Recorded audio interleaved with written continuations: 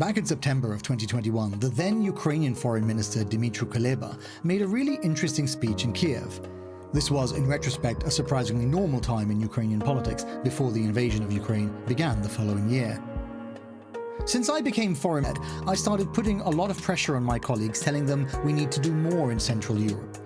Historically, there has been an interesting division in this part of Europe because whether you belong to Central Europe or Eastern Europe is defined neither by geography nor by culture, but rather by a nation's relatively recent political past, which is something, said Kuleba, that we can influence and change. The reason I find this so compelling is because it gets to the heart of what the conflict in Ukraine is all about.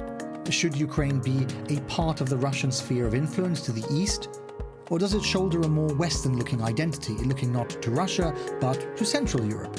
And what even is Central Europe? Where is the line between Central and Eastern Europe, and where does Western Europe begin? These are questions I've been fascinated by for years and that I've reported on from the region. Because Central Europe, as an idea, as a concept, has never just been about where a country sits on a map. In a new book entitled Central Europe, The Death of a Civilization and the Life of an Idea, Luka Ivan Jukić remarks that the notion of Ukraine as a part of the region is one, quote, few geographers would endorse.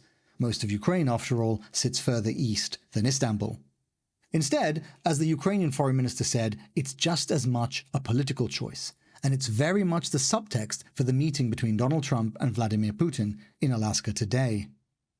I wanted to bring Luka onto the podcast to try and define the idea of Central Europe and how it has evolved, not least in the 20th century, but also to discuss what it means today. Luka and I debate if Central European states, which may once have defined themselves in relation to the states around them, could even be providing an example that others are now following. And I'm not sure, as I say to Luka, that that's a good thing. Before we get to the interview with Luka, I wanted to say that this will be the last episode of this season. We've had some fascinating guests on over the past few months, from Alex Thompson, the co-author of one of the most explosive political books of the year, to former Human Rights Watch director Ken Roth, and a tough but vital episode on Gaza with returning guest Arwa Damon. And one last thing, when we return in September, we'll be releasing all of our episodes on Mondays rather than Fridays, so you can start the week with your favorite global affairs podcast. I'm Faisal Al Yafai. Here's this week's episode of The Lead. Luka Ivan Jukić, welcome to the podcast. Thank you so much for having me. Let me start by quoting a passage from an article that you wrote for us, actually, a couple of years ago. And it was about the Ukraine war, which had just started at that point.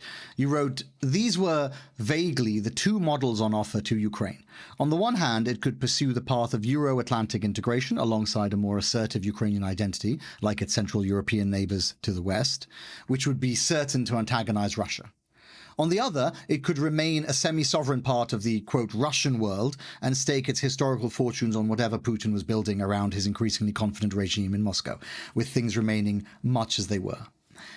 I think that framing is probably a good one for the audience to understand where we're starting from when we're talking about Central Europe as a concept, because it's an incredibly complicated idea, but I think if we're trying to kind of pin it down so that the audience can get a sense of the delineation of what we're talking about and what we're not talking about, it's important that they can see that is broadly the outline of what you're arguing, right? Yeah, no, I think that's actually a great way to start.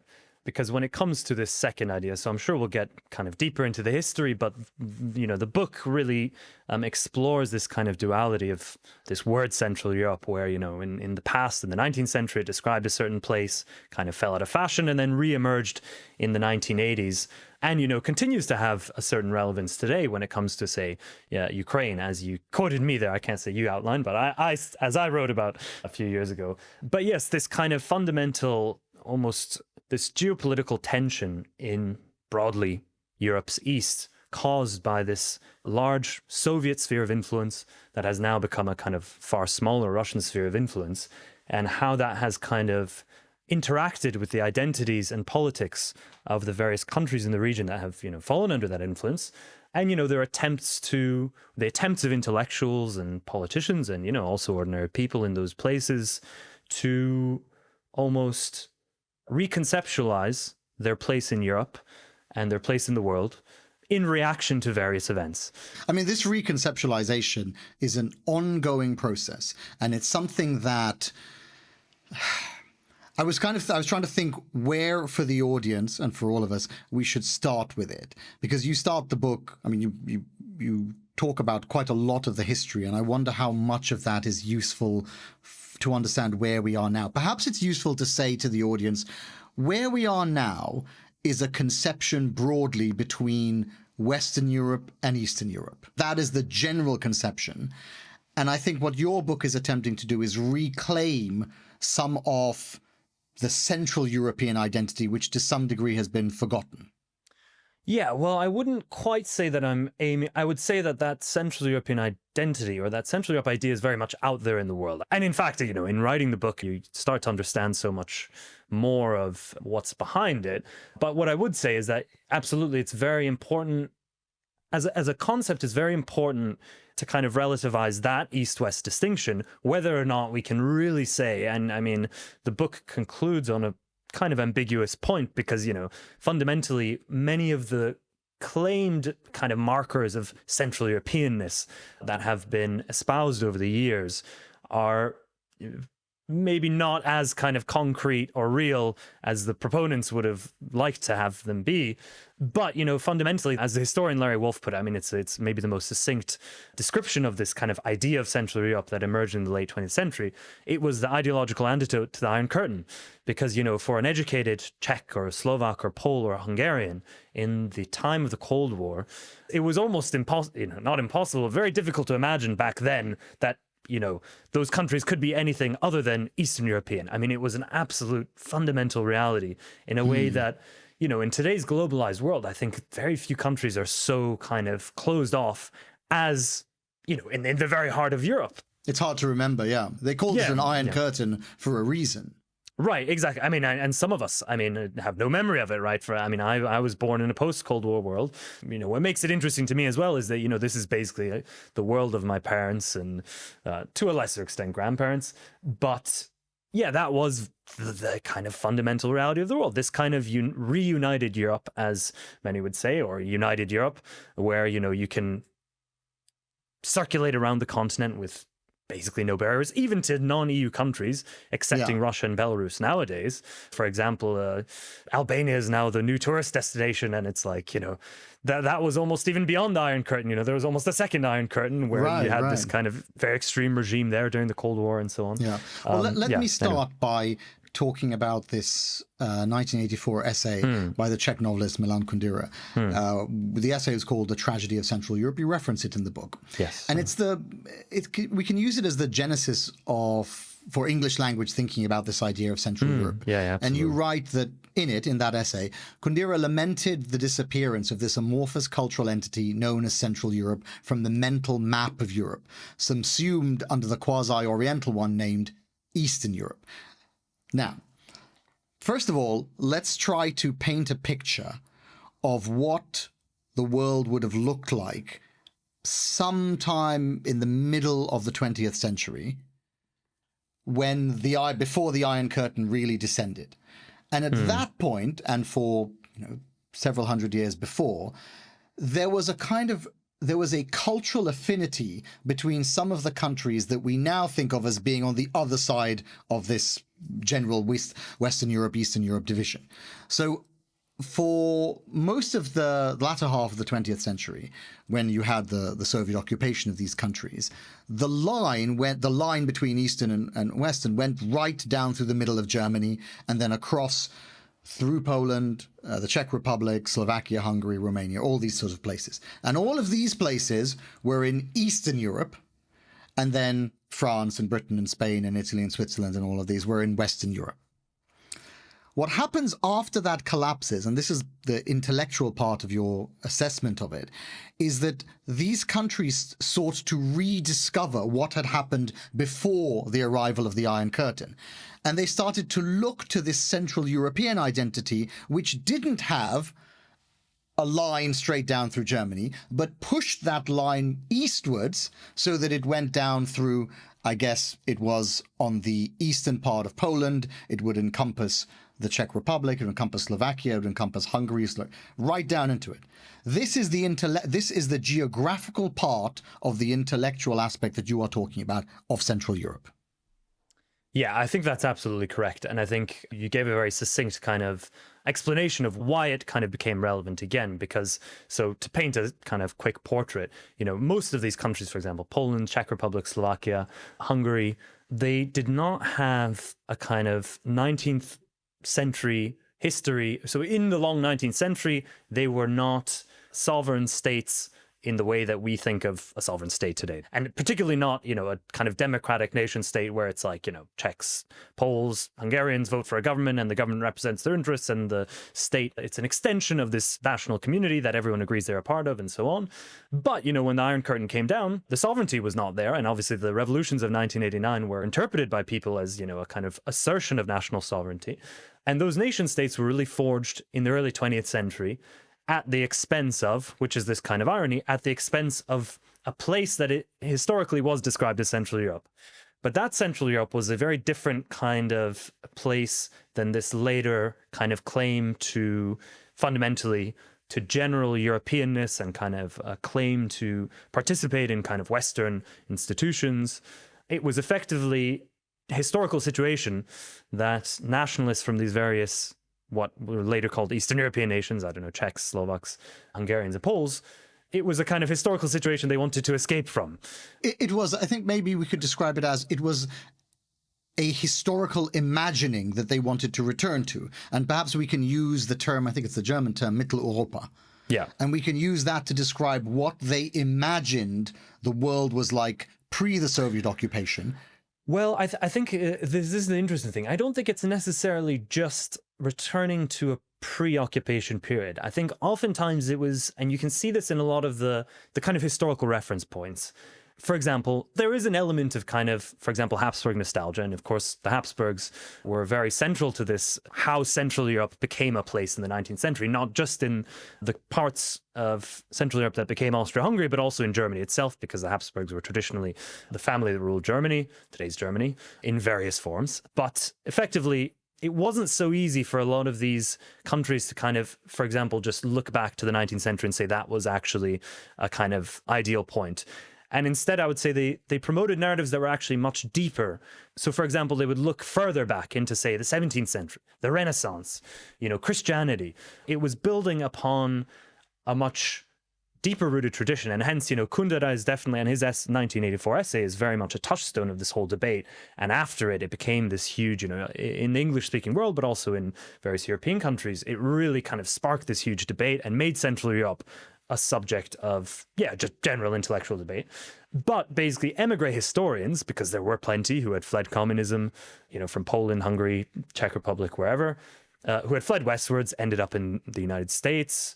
Yeah, in fact, mostly in the United States, I would say, who were, for example, of a strongly Catholic background and actually held on to that Catholic heritage very seriously and, saw their nation as fundamentally part of this kind of general Western Occidental world. And, that mental image of a kind of Christian West was also very strong in, the United States, in West Germany after the Second World War. So there was this kind of pre-existing framework in which you could slot these countries that became Eastern European into a kind of Western framework. But what changed later on is that Kundera, for example, he was a former communist. He was totally secular. He was about as far from a Catholic intellectual as you could get. But he did kind of draw on that material to create this narrative of these fundamentally Western countries in opposition to Russia, which he claimed was not at all European. It was this kind of distant, strange thing. And then Ukraine had a kind of ambiguous place where he actually changed the essay slightly, depending on when because it was published in, in French and English and German and Swedish even.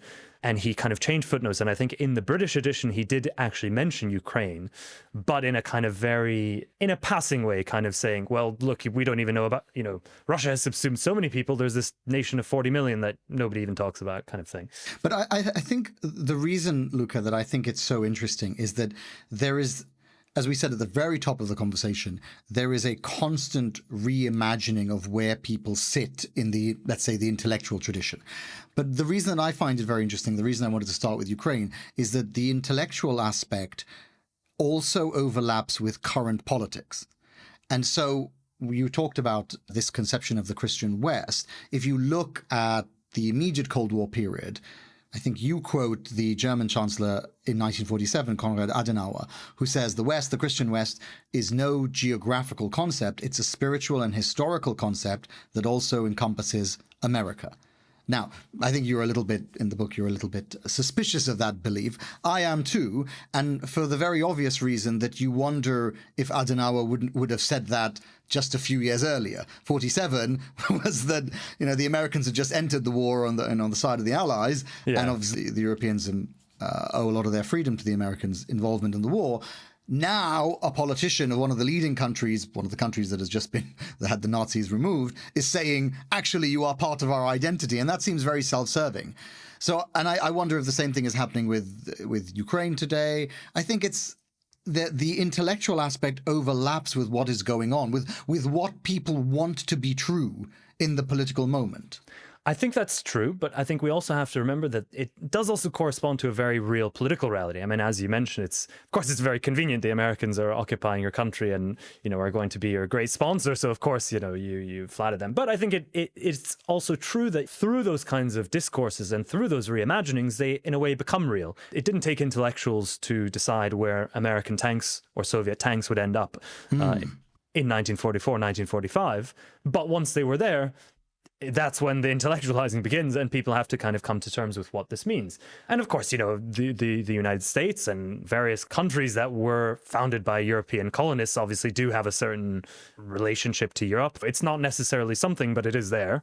And so, that's kind of where my skepticism is more coming from, where it's obviously, even within the United States, millions of those Europeans who went there they went there to leave Europe, to expressly leave something Christian behind. West, exactly. Yeah, and it's a very good point, actually. A lot of them were deliberately trying to escape the Christian part of the Christian West. I mean, they're escaping various aspects of it. And of course, within the US, there was a very strong current of isolationism that, arguably was prior to World War II. Both Woodrow Wilson and FDR had to almost drag America kicking and screaming into Europe. Yeah. Right. But in any case, to kind of bring it back to Ukraine, and this is where I think it's very interesting how that reimagining now has become almost very ambiguous, because, if you look at Europe today, although there's a very deep legacy of the Iron Curtain, and still, post-communist countries, they're still on average poorer, and, people have less wealth, that kind of thing, which is still noticeable. It's not like Europe is united and now everything's great and everyone's the same. But certainly the disparities are decreasing. But it's not like some sort of common Central Europe has reemerged in a very definite way. Right. But what you do have is, of course, a West defined by, this kind of imagined West that includes Europe and North America. NATO is obviously a huge part of it, and the European Union, to a certain extent, it is kind of grounded in this general West as well. But it is obviously a very real place. I mean, being part of NATO, being part of the European Union, having the English language and its culture kind of be very prominent in society, these kind of markers that are quite new, and maybe they don't necessarily point to a very deeply rooted tradition, they're still, real, and people kind of have to deal with it. They're very real, though, because, I mean, I don't want to come to it just yet, because that is almost the modern conception of what Central Europe might be, a world of the European Union, because that's the overarching supranational identity that I think people lean into. So we'll come to that in a moment. I still want to try to explain to the audience what it is that these European countries that we're talking about, Poland and Czech Republic, imagine about themselves. So, like you, I've been very fortunate to spend a lot of time in Eastern Europe. You know these countries quite well. And when you think about how they think about themselves, I suppose, to try to put it into one image, they think of themselves as having had the historical experience of the coffee shops of Vienna, and then that was taken from them, and they had a stunted development behind the Iron Curtain. And to some degree, I'm extremely sympathetic to that explanation. I mean, there remains, but there certainly was a very deep well of cultural, intellectual development in the Czech Republic, in Poland, in many other countries. It was taken away by the Iron Curtain, and when they re-emerged after 50 years of this occupation, kind of blinking into the sunlight, they found that Western Europe, and actually Germany, which had been a big part of Central Europe, was now just decades ahead of them.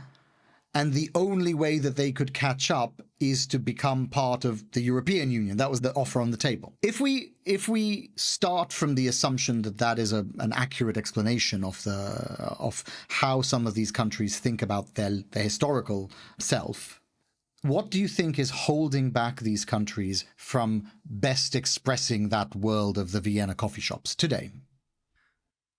Okay, well, I think I'll address that question directly and then kind of step back a bit. But I mean, I would say that the problem with that is that countries don't think. Individuals do, right? It's not like the whole country collectively decides that it has one identity. I mean, to take the example of Poland, for example. I mean, we're recording this, I think, on the day that Poland has a new president being inaugurated. Poland is incredibly polarized, like now many Central Europe, countries you could describe as Central European today, Hungary, Czech Republic, Slovakia. And, the massive divide in a lot of these countries can be expressed in a certain kind of geographic way of East and West, particularly, for example, Hungary, where, Orban is prime minister for more than a decade. Total stranglehold on kind of anything to do with the state. And if you look at the map, the electoral map, you see that it's very much based in the eastern part. And the same is true of the conservative politicians who have won in Poland. When they win, and you look at the electoral map, again, there seems to be it's a very real divide on the electoral map between Eastern Poland and Western Poland. Well, so I would say yes. I think it's that, but it's also there's a deep divide, and you have this in Western countries too, of course, between rural areas and cities. This idea of Central Europe was always, I would say, primarily something that appealed to, as you say, people who felt cheated by not having their proper intellectual culture, or at least not having it kind of be properly European in a way. But the appeal of that specific aspect was never particularly widespread, I would say. But you see, Luka, that of course you're right to say that of course, countries are individuals. At the same time, sometimes what happens is you have individual feelings, and then that gets wrapped into a political idea. So when you talk about divisions, for example, in Britain, if you talk about the divisions between the poorer north and the richer south, the people in the poorer north do not have an intellectual tradition to grab onto and to say, you know what, we need to go back to the Russian world, the Orthodox world. They don't have that. In Eastern Europe, they do have that, so they can say, things were much better under the Iron Curtain. We need to go back to that way of life. And you see that expressed all across these countries.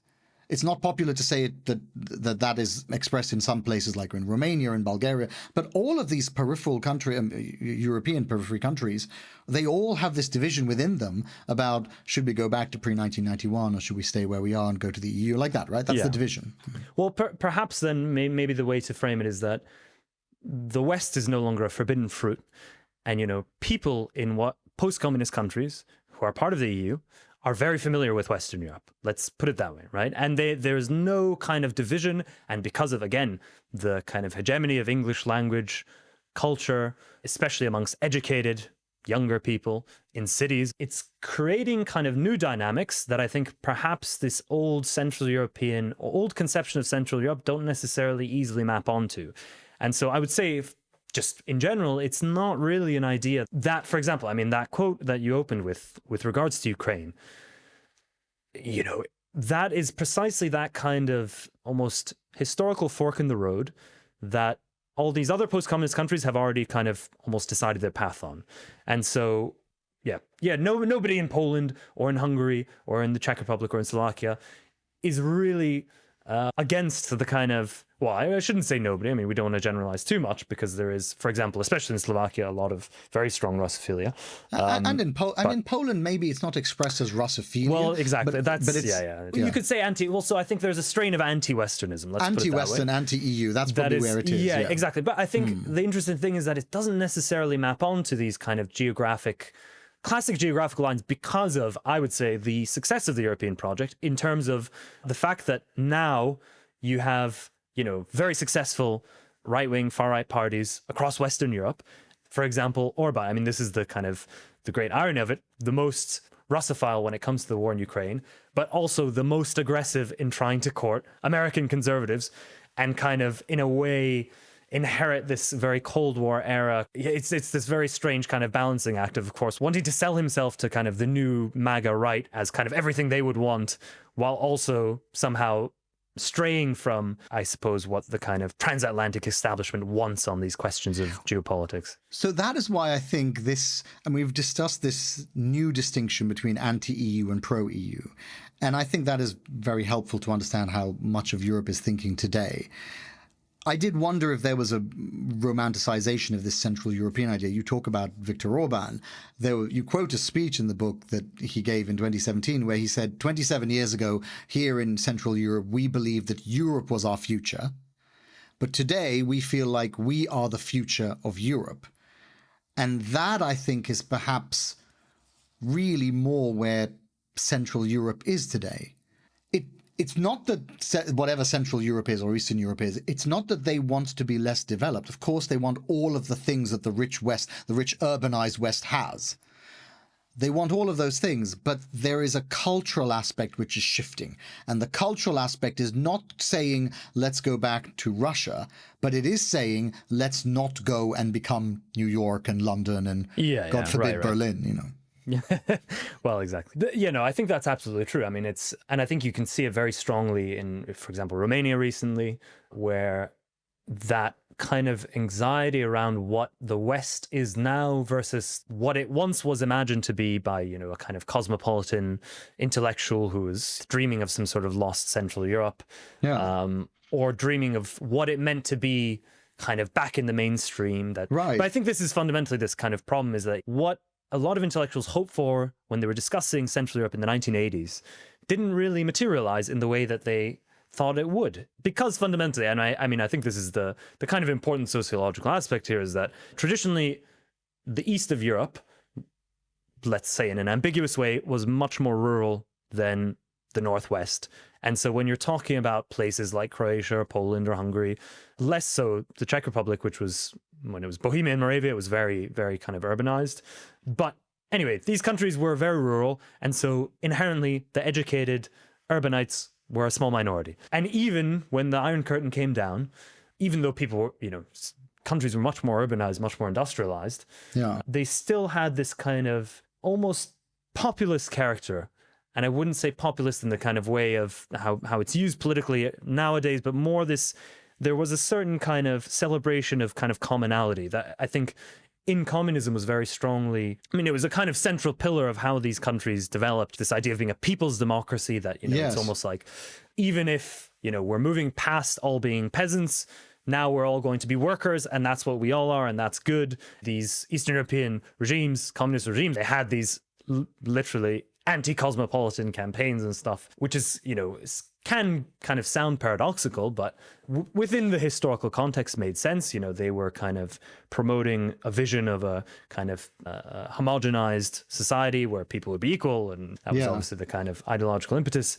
But I think that, Luka, one of the reasons that I like these conversations with you, and I think the book is so interesting, is that it feels like you are trying to describe something that is happening in real time, and it is something that we don't perhaps yet have the perfect language for, and I think a lot of the listeners, when they hear you describe some of these people in Ukraine and Poland and Romania as peasants, they'll feel a certain kind of way about it. But you're not saying it in a negative way. You're trying to express that there is this collectivist idea that endured in some of these regions that were predominantly rural, and it still endures to today. And you've heard this definitely on your travels in Eastern Europe, as have I, when you talk to these countries, to people who emerge from the post-Soviet space, they will often say things like, it was so much better then, we knew our neighbors, the food was better. And that's because this industrialized, urbanized world that so many of us live in can be very difficult to adapt to, even for those of us who grew up in it. It's a world where there's a lot of expense, there's a lot of processed food, there's a lot of the separation of yourself from your community, there's an atomization. All of those things are very difficult to deal with, but those of us who grew up in the urbanized West have known no other example. Whereas those people who emerge from the post-Soviet space say, well, I remember what it was like, and we knew our neighbors, and we didn't have lots of foreigners coming in, and I think what's happened with that idea is it has been overlaid on top of this anti-EU sentiment. Well, yeah, no, I think that's a very good point. And obviously those kinds of sentiments obviously vary by country because, you know, in a Yugoslav context, there's very different ideas around those kinds of things just because there was obviously wars and the national aspect was kind of much stronger.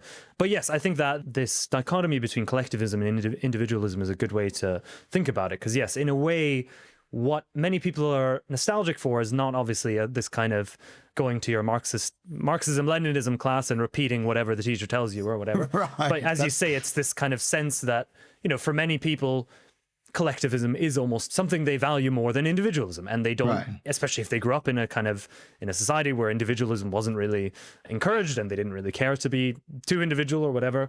And again, without the kind of ideological trappings of communism is, you know, dead. I mean, there's very little kind of nostalgia for communism as an ideology. Communism as an ideology, right, exactly. Yeah. It can very easily morph into, as you say, this kind of sense of, well, the national community should be much stronger. And again, because these people's democracies, or people's republics as they were called, are developed in that certain national way, when people think back to when things were better or whatever, that is also a time when, it was people were kind of more similar, where there was this sense of kind of national community, even though it was also kind of overlaid with this very strongly communist ideology.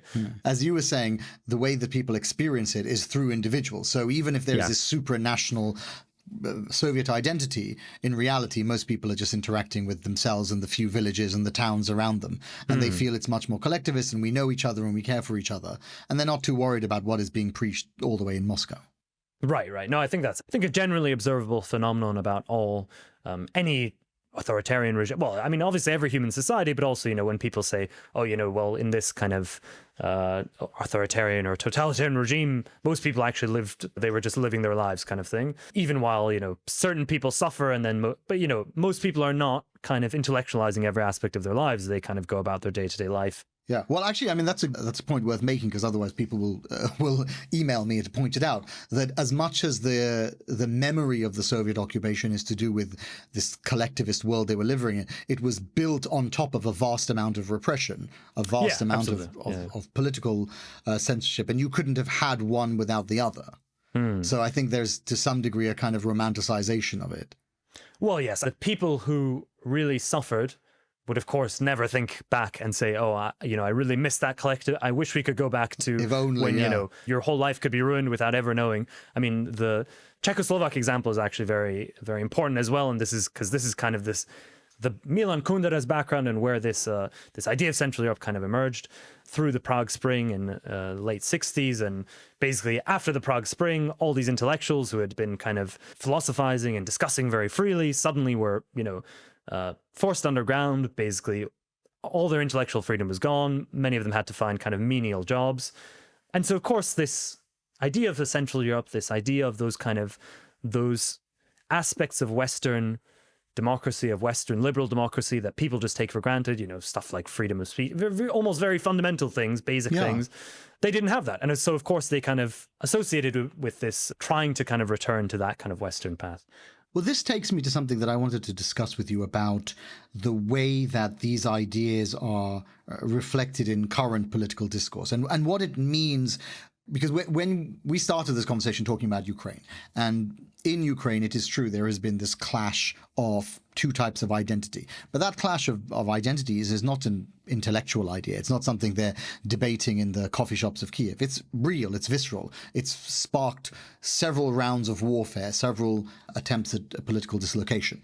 So you can imagine that when other countries in Europe are thinking about their Central European heritage, sometimes that ends up becoming very real politically. It ends up with genuine change to how those countries are governed. And I was thinking in particular about what that means for these modern countries that are trying to enter the EU or have recently entered the EU. And there's an interesting passage in your book where you talk about, this is about the post-1991 world. This was the promise of the revolutions of 1989, the promise of Central Europe. By correcting the aberration of communism, the formerly captive nations of Eastern Europe could rejoin the Western mainstream where they rightfully belonged. In practice, this meant the establishment and consolidation of liberal democracy and free market capitalism on the Western model, paving the way for their accession to the European Union and for many to NATO. The only coherent identity that is on offer, I think, to many of these Eastern European, Central European countries today is the EU one. As much as they may think about some collectivist idea or the Russosphere, in reality, that isn't a coherent idea because you don't know how that will play out. And even if you want to be part of Russia, I mean, what are you being part of? There are many Russians that don't even want to be part of modern Russia. So when we are thinking about what ideas remain in Eastern and Central Europe, I think it's accurate to say that the only one that remains is the idea of the European Union. Yeah, I mean, I think that's very succinctly put. And I think that is certainly the sense that, for example, many skeptics of the European Union, even, within non-EU, for example, in Serbia or Montenegro or, well, presumably even Russia, but, this idea that it's just there. And so it's kind of like there's no alternative. The local political elites they're not going to come up with any alternative. So it's just the kind of only game in town is the European Union. Right. What's the point of being outside of it, if everyone else is in it? That being said, of course, then there's these kind of attempts like in Hungary or in Serbia to a certain extent, although Serbia's not in the EU, so it doesn't have to be loyal to the EU, shall we say. There definitely are these attempts to kind of act as a kind of arbiter between East and West, between Russia and the United States, in a way that, for example, Kazakhstan or Turkey might do. But of course, it's kind of empty in a situation like Hungary is in, because in a way it can never be too real of a political attitude because, I mean, Hungary is completely ensconced within this Western world. It's dependent on being economically linked to Germany and all these other countries around it. I mean, it's not an actual alternative. They're not about to leave the European Union and become some sort of, I don't know, Turkey and on the Danube. It's not going to happen. In a way, it's just kind of positioning. It's political positioning within Europe. But don't you think that the fact that there doesn't seem to be any alternative to it makes the idea of a Central European identity obsolete? Because there can't be another Central European identity. There can only be an EU identity or this kind of amorphous alternative which some places like Serbia are trying to create. No, I agree. I mean, I think, I don't think that, I mean, it's just very difficult. I mean, it's difficult not to use Central Europe out of convenience, but at the same time, there isn't really a kind of coherent space that we can call Central Europe as we can in the 19th century, which is, what much of the book is about, is kind of exploring why these places with very different borders, but in the long 19th century, they were linked together in a very real way to each other that didn't extend further east or west in ways that simply isn't the case anymore. It seems to me that you, in the book, you like the idea of this Central European identity. I don't know if you mourn its loss, but you at least think that it was something valuable and that it would be useful if people knew more about it, including people in the countries we're talking about. I would say it's not quite that. I would say that an understanding of historical Central Europe, because of the way that Central Europe became in the last 40 years, the way that Central Europe was this kind of touchstone for the reconceptualization of identity in what was formerly Eastern Europe. I think that makes it very important and very rewarding to actually go back into history and see what, historical Central Europe was really about, what it was really like, and what it was that made things so different that, say, now it's not actually, why didn't it return in a way? Because in a sense, that's maybe one of the main unasked questions, but, why didn't it just kind of reemerge? What was kind of stopping? And obviously there are many kind of historical reasons. I mean, but the follow-on question for you was about lamenting that loss. Yeah, I think it's tough because it's basically, when you're talking about the death of Central European civilization in the way that I've described in the book, you're talking about the years 1918 to 1948. Obviously, the scale of human destruction and just state destruction, disruption of lives. I mean, it's unbelievable. So obviously it's hard not to look at that and say, well, that wasn't great. Obviously it wasn't good that all these people died and all these terrible things happened. But I wouldn't say that Central Europe is necessarily that, this was the kind of ideal. It was not some sort of utopia or paradise that, it's a kind of disaster that it disappeared. But I do think that it wasn't some sort of, building on a lot of scholarship that has come out over the last few decades, kind of has rehabilitated, especially the Austria-Hungary in many ways. It wasn't some sort of prison of peoples where everything was terrible either. And so, there were certainly, it's certainly conceivable that history could have taken a different path, where Central Europe still remained a kind of meaningful place, where these countries were still very connected, but with, more of what we would value today in terms of, political freedoms and democracy and so on. I would say that is absolutely conceivable. And so in that sense, I don't think it's wrong to think of that as a catastrophe and a kind of negative thing. Yeah, you're more in that lost half century of the latter part of the 20th century. In a sense, I think, for example, Czechs especially, they were basically the most developed country that was later considered Eastern European within Central Europe.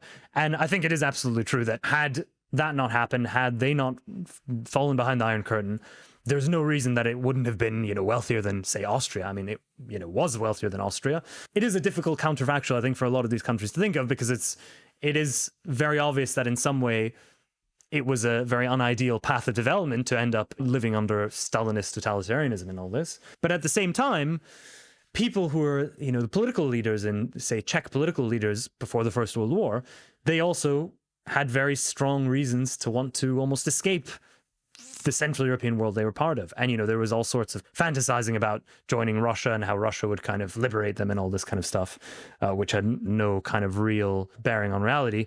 But if you accept the idea that there is a real counterfactual world in which they would have been better off, why did that Central European identity not reassert itself post-1991? Well, so the interesting thing is, when we're talking about historical Central Europe, actually, we're talking about a time when I would say Central European identity as such didn't really exist. We're not really talking about people who were walking around thinking of themselves as Central European in the way that many intellectuals during the Cold War and after did. We're talking about a time when people living in what were then still monarchical states and societies basically had very integrated kind of lives for various political and social and cultural reasons, where, for example, the German language was very central to public life across urban centers, basically across Austria-Hungary and, of course, in the German Empire. And, that is it was this kind of certain political and social and cultural constellation that I would say kept those people connected and kind of kept their fates connected in a way that, for example, we would, when we're talking about the European Union today and NATO and the West in general, things happening in the US do affect people all across this other sphere. The culture war that happens there happens over here eventually. There is this very real sense in which, as you say, this is why I think Central Europe is very fascinating. And talking about these things that are almost unsaid, people in the UK or in Germany or in the US don't necessarily walk around thinking, I'm a Westerner every day. And yet the West is some sort of really real social, cultural, and political reality. Somehow, and it's so kind of central to everything about how our lives function that it's almost hard to even take a step back and say, well, it's kind of strange that, for example, a young person in Croatia or in Hungary or in Lithuania is learning English and can speak English like a native speaker and goes on their computer and watches things happening in the US as if they're happening It's crazy. around the corner. And they interact with software that is written in English. And their politicians, of course, are, wondering, they're lobbying the US, obviously to them it's very important what's happening in the US and all this. But they use, as you said, they use the language of culture wars. The politicians use the language. They say things like fake news that originate in the US. They use these things. And so it is really kind of extraordinary, especially if you spend time in some of these countries. Like the distance between them is so great. And yet, as you say, there are people in Lithuania, people in Kiev, and they are consuming all of the same pop culture and ideas of the West, and yet they are not living in the West.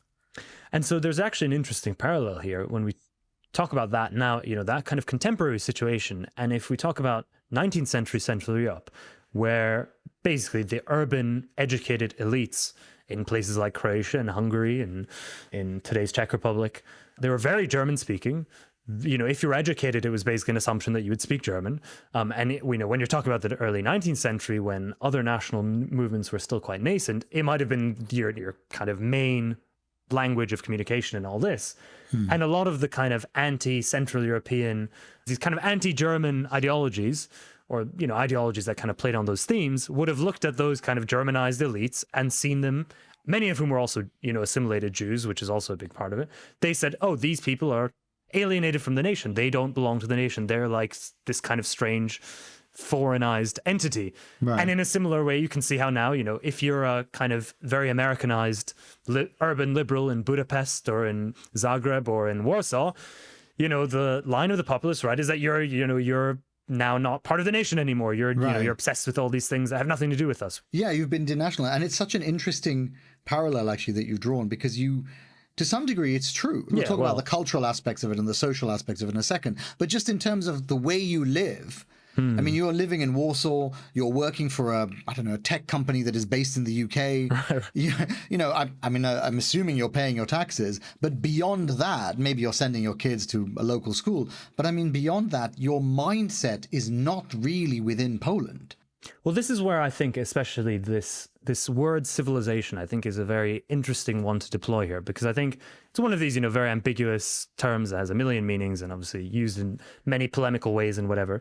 But I think we have to have some sort of way to think beyond a mere political or even cultural boundary like a nation state, which is in the grand scheme of history quite new. And in a way, it's clearly not the kind of be-all and end-all of general human civilization in terms of, obviously people can kind of construct a nation state where everyone is speaking the same language and so on. And yet still, you end up with these kind of foreign cultural influences that just grow and grow and grow for whatever reason. I guess political power and kind of cultural production are such between human societies that it's almost impossible to maintain this kind of cordon sanitaire around your country where it's like only, we're only going to produce culture here and it's going to be consumed here and everything's going to be just this, What do you read into that, Luka? Or what do you read into the idea that there was these overlapping cultures all the way back in the mid-19th century and there are the same things today as we enter the mid-21st century? What do you take from that? Well, I would certainly say that the West is here to stay in a very real sense in terms of, for example, I mean, we've seen all sorts of debates about European strategic autonomy and so on. And then the end result has, of course, just been various European and NATO leaders being even more fawning to Trump than ever, because, in a way, the material conditions haven't changed. And so you see this kind of interesting thing where a lot of people can kind of theoretically say, well, Europe, actually, maybe it should be its own thing, but also the political reality just isn't there. And right. I would argue the cultural reality isn't there. I mean, I've wanted to write something about this for a while, but it's almost very counterfactual to even think of. But of course, what is the language of Europe? It's English. And how can you disassociate that from the global hegemony of the United States? And right. I don't know if you really can, because you can, yeah. And do you want to really? I mean, but this is the big question: is it's easy to externalize the negative things about the United States, that it's to say that we don't want to be associated with them anymore, that kind of thing. Just as it's easy to say, for example, and people did for a while in the 2010s, that, oh, maybe these post-communist countries, actually, they're too different from us. We thought they were Central European, but actually they're really still Eastern European. Right. They're all anti-immigrant nationalists. And yet, obviously, that's not limited to there, as the years show. And so perhaps it's a kind of, it's just an example of wishful thinking to think that, for example, the US, based on one election or a few elections, is actually so different that now we will go our separate ways, and that it's not actually something that is kind of present here as well. I mean, as you said, all these kind of Trumpian terms get very quickly repeated, spread all across Europe, repeated by politicians who also try to imitate him in style and in substance. But isn't that the reason for that there is a lack of a of course, there's a lack of a coherent supra-European identity. But even when we're talking about the conception of Central Europe, there's a lack of what that Central European identity might look like.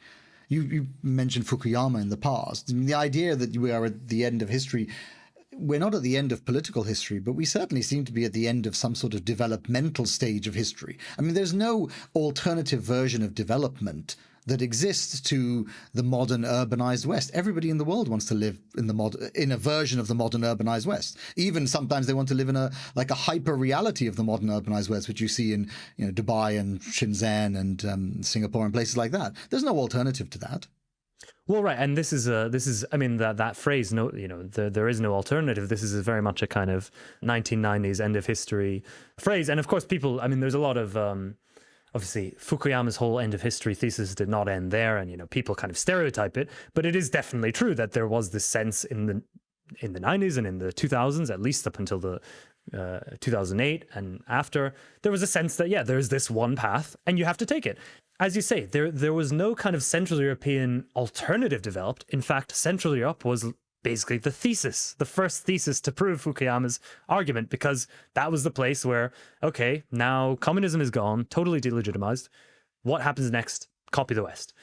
And they did it, and eventually it succeeded. But the irony is that ex-communists implemented the program with equal zeal as the former dissidents who were liberals or Catholic conservatives. It almost didn't matter what ideology you had in at least these kind of quote-unquote Central European countries, because of course in places like Belarus, it kind of did go backwards when Lukashenko basically turned back the clock into this kind of strange, I don't want to say quasi-Soviet, but less kind of anti-Soviet, certainly not a regime that doesn't break with the past to such a kind of... I've been to Belarus and they still have statues of Lenin. So that is there you go. So quasi-Soviet maybe is the way. I think it's perfectly okay to say. No, but anyway, and of course, but that, I guess that is interesting. In the post-Soviet countries have a very different post-Cold War history than these satellite states, very, very different. And of course, in many ways, and that quote at the beginning of the podcast, I think illustrates that quite well, where it's kind of like in Ukraine, that idea that they could develop like Russia or Belarus, it's not something considered from the kind of luxury of already having gone through this whole kind of westernization process. Right. It's from being, as we see now, a defenseless, just independent country that has to kind of deal with its fate in its own way with, obviously now with significant help from the West, not with direct intervention. They're terrified of being dragged back into that darkness. Well, of course, yes, that's true to a certain extent, but of course, until Russia actually, annexed Crimea, invaded, and then, full-scale invasion. For many Ukrainians, it wasn't that simple of a choice to make, because, of course, Ukraine has a very long history with Russia, and there's so many family ties between Ukrainians and Russians. Obviously, tons of Ukrainians speak Russian, more spoke it in the past, kind of publicly, and obviously they were tied together. Yeah, as is often pointed out, Zelensky speaks better Russian than he speaks Ukrainian.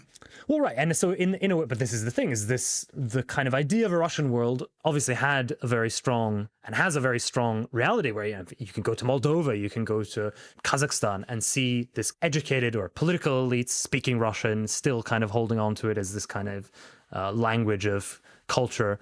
It's not like they're completely detached from Russia. The same could not be said for Central Europe, where once the Cold War ended, once Russia, the Soviet Union, pulled back from Eastern Europe, the path was open for this kind of becoming a quote-unquote normal Western country, and all these countries took it, even the Baltic states, which were part of the Soviet Union. And it's worked in the sense that they've, joined the Western mainstream in all these ways that we've been discussing. Whether that's what everybody wanted to begin with is, obviously the kind of open question. But I want to end by thinking about, you spent a lot of time writing this book with the ideas of Central Europe. And you, to some degree, you've inhabited that Central European world. What do you think? And I think throughout this podcast, I've been kind of leading you to say that Central Europe has kind of drifted away as an identity?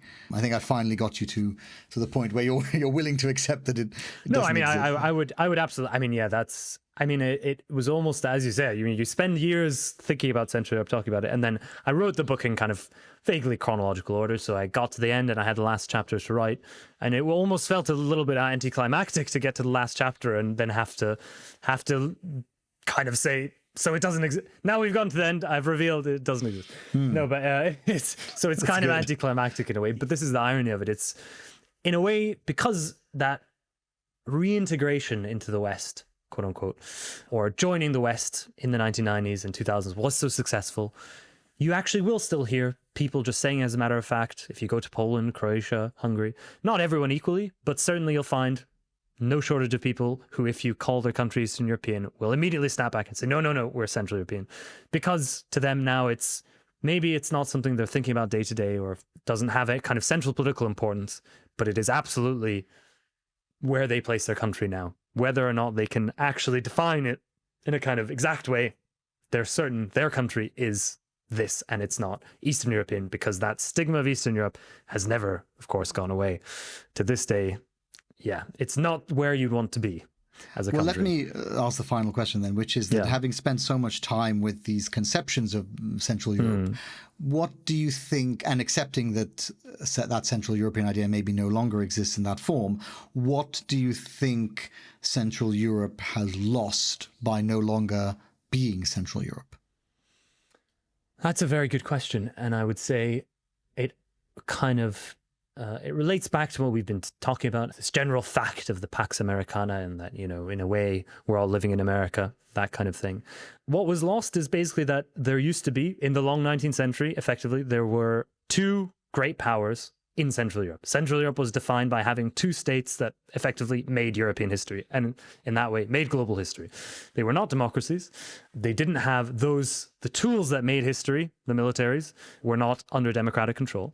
But perhaps they could have been one day, who knows? So I suppose in a way, what was lost was the possibility that people living in Central Europe would be the makers of history instead of the ones to whom history happened, I suppose. And I think in a strange sense, the tragedy of Central Europe is really, and that whole kind of late 20th century idea of Central Europe is really full of that kind of, this certain literary sense that these countries are doomed to be a kind of frontier, doomed to be invaded, doomed to not have fate in their own hands. And that, in a sense, even 19th century Central European history was just the latest iteration of that, because, the nations were kind of submerged under this generalized German culture and kind of German political elites. And of course, by the time you get to World War II, by just a, very large and powerful Germany. And so, yeah, that's where I would leave it. Luka Ivan Jukić, thank you very much. Thank you for having me. You've been listening to The Lead from New Lines magazine.